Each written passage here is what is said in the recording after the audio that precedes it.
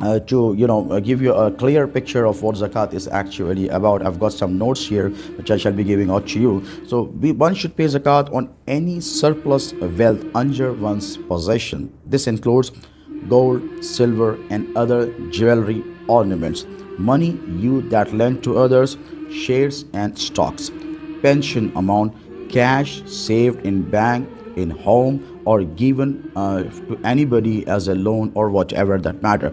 Property which you buy for investment purpose, not the property that you buy for living for yourself.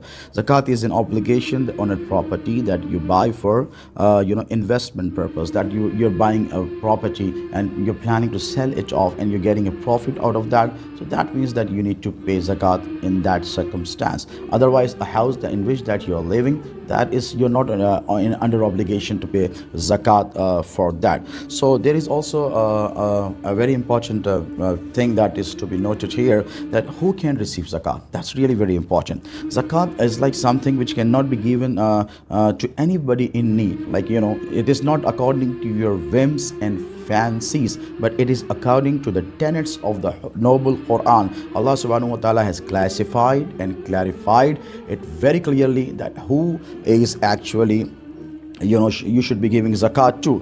So zakat, like as I've told you, cannot be given to anyone in need. There are 8 kinds of people that have been discussed here in Surah At-Tawbah in verse number 60. Allah subhanahu wa ta'ala has classified and clarified them, can be given as mentioned in the holy book of Quran.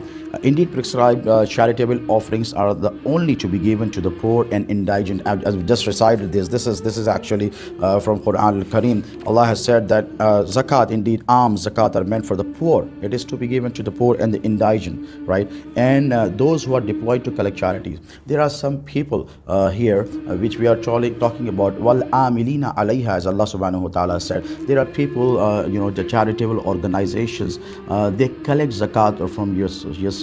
So during the times of the caliphate of Amir al-Mu'minin Sayyidina Abu Bakr Siddiq radiyallahu ta'ala anhum, there were a particular sector in the Muslim fraternity that they refused to give zakat to amilin, those who were collecting the zakat. So there was a big chaos, and there was perhaps a war against those who were rejecting to give the zakat to the amilin. But nowadays in countries like that we live, so this concept is not actually that much into existence, because it is an obligation that a Muslim country, a Muslim ruler where the law of Sharia is implemented, only those people can come and collect zakat as amilin. Otherwise, that doesn't apply to the countries like we live in the subcontinent of India, or in America, or in Europe, for any matter, which are not non-Muslim countries for that matter, and to collect charities, and those in whose hearts the inculcation of love for Islam is aimed at. Allah subhanahu wa ta'ala has said, وَالْمُؤَلَّفَةِ قُلُوبُهُمْ وَالْمُؤَلَّفَةِ الْقُلُوبِ. Who are these people? Like, during the times of our Prophet alayhi salatu wasalam, people would convert to the religion of Islam. They would embrace the religion of Islam. So they will be actually getting detached from their families. So in order to make them feel at home and feel at ease to fulfill their necessities, Allah subhanahu wa ta'ala has commanded that وَأَلِّفَةَ قُلُوبُهُمْ, you should also be giving zakat to these people. That's again characterized and classified very clearly, and for the love of Islam. That's very true. And freeing of human lives from the yoke of slavery. Those were the days when slavery was existent, during the times of our Prophet alayhi salatu wasalam, and even after our Prophet passed away alayhi salatu wasalam, during the times of the Khilafatul Rashida, and henceforth the slavery system was there. But today there is no slavery system. So what does that mean? That means that those who are bounded, or those who are imprisoned and they need sureties or guarantees to be released from the prisons, so zakat can actually be used there also, according to Quran al-Majid. And removing the burden of those who are to pay debt. So those brothers and sisters of yours in Islam, those who are indebted with the debt and they need to pay the money and they could not afford it, Allah subhanahu wa ta'ala is saying they can also be given zakat too.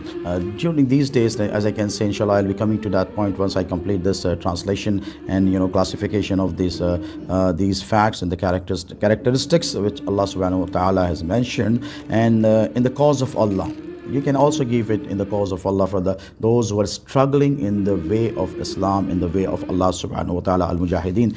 You can actually give this money to them also. And Allah is saying in the cause of Allah and the wayfarers. And the wayfarers are those people who are traveling away from their homes, and they are detached to their families, and they have no means of transportation, and they cannot afford transportation to go back to their homes. They need food, they need shelter, they need money to carry on forward. So these are the people that's been included in Quran al-Karim, that they can also be given. And Allah subhanahu wa ta'ala said this has been prescribed by Allah. Allah himself is saying that Allah has prescribed this. This has been prescribed by Allah. Farizatan min Allah wallahu alimun hakim. And Allah is all knowing, most wise. So in this ayat al-mubarakah, if you concentrate on this ayat al-mubarakah, then you will know that you cannot actually dodge or deceive Allah subhanahu wa ta'ala. Allah is saying that Allah is all knowing and He is the most wise. So you cannot actually deceive or for that matter take this thing for granted. So these are some of the people who needs to be given the zakat. So